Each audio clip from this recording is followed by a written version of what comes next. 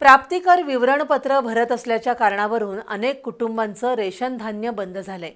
त्याच्या निषेधार्थ शिवसेना ठाकरे पक्षाच्या वतीनं करवीर तहसीलदार कार्यालयासमोर शंखध्वनी आंदोलन करण्यात आलं।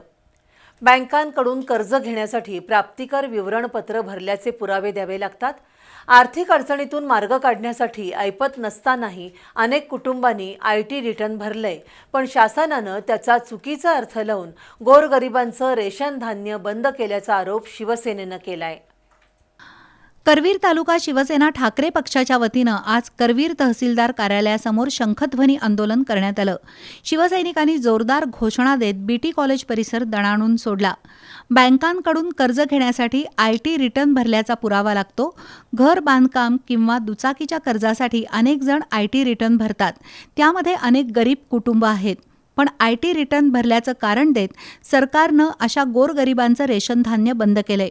त्यापैकी अनेकांकडे शेतजमीन नाही, तर काही जण अल्पभूधारक आहेत। रेशनच्या धान्यामुळे या कुटुंबांना मोठा आधार मिळतो, पण आयकर रिटर्न भरल्याचा निकष लावून या गोरगरिबांचं रेशन धान्य सरकारनं बंद केलंय।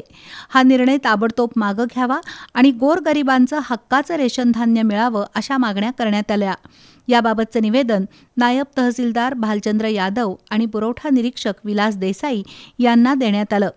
आंदोलनामध्ये शिवसेना तालुका प्रमुख राजू यादव, पोपट दांगट, हर्षल पाटील, विशाल देवकुळे, अशोक कोळी, सुनील पारपाणी, योगेश लोहार, बाळासाहेब नलवडे यांच्यासह ठाकरे शिवसेना पक्षाचे कार्यकर्ते सहभागी झाले होते।